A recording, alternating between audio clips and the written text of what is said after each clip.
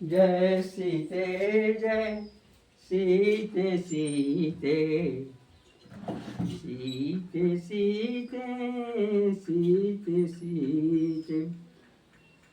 ईश्वर श्रद्धा से जाना जाता है। इस शीर्षक से मैं आपके सामने एक कथा सुना रहा हूं। एक ब्राह्मण के दो पुत्र थे। दोनों विधि पूर्वक यज्ञोपवीत आदि सभी संस्कार हुए थे। उनमें ब्राह्मण का बड़ा पुत्र तो यज्ञोपवीत संस्कार के पश्चात गायत्री जप में मन लगाकर जपने लगा। उसने अध्ययन बहुत कम किया, क्योंकि पिता की मृत्यु के पश्चात घर का भार उसी पर आ पड़ा। परंतु ब्राह्मण का छोटा पुत्र प्रतिभाशाली था। वह अध्ययन के लिए काशी गया और वहां उसने कई वर्ष तक अध्ययन किया। वेदों का वेदांग के साथ अध्ययन करके वह एक प्रतिष्ठित विद्वान बन गया। उसी समय काशी में एक बाहर के विद्वान पधारे। काशी नरेश के समक्ष काशी के विद्वानों से उनका शास्त्रार्थ हुआ। वह ब्राह्मण कुमार भी उस शास्त्रार्थ में था। बाहर से आया विद्वान नाना तर्कों से प्रमाणित कर रहा था, ईश्वर नाम की कोई सत्ता नहीं है।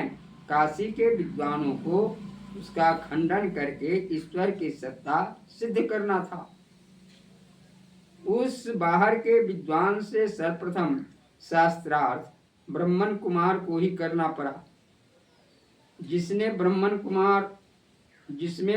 कुमार हार गया। दुखी होकर तथा पराजय के अपमान से लज्जित होकर वह उस सभा से तुरंत उठ गया और काशी छोड़कर घर लौट आया। बड़े भाई ने छोटे भाई को उदास देकर पूछा, तुम इतने दुखी क्यों हो? छोटे भाई ने अपने पराजय की बात बतलाई। बड़े भाई बोले, इसमें दुखी होने की क्या बात है? जिसमें प्रतिभा अधिक है वह कम प्रतिभा वालों को अपने तर्क से पराजित कर ही सकता है।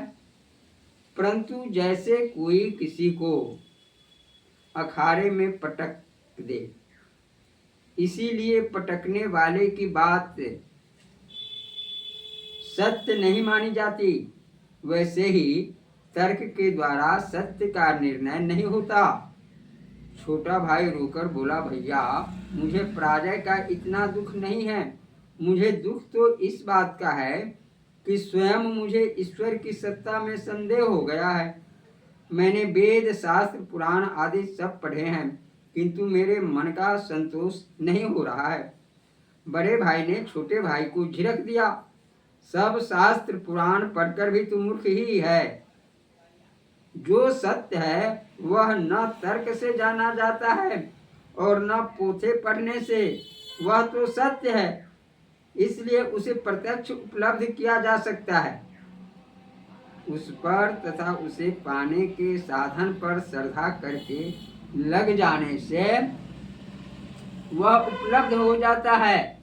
यज्ञोपवीत संस्कार के समय आचार्य ने गायत्री के संबंध में जो कुछ कहा था उसे तू भूल गया। गायत्री का जप क्यों नहीं करता?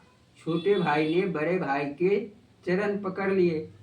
मेरे गुरु आप ही हैं, मैं अब जप ही करूंगा।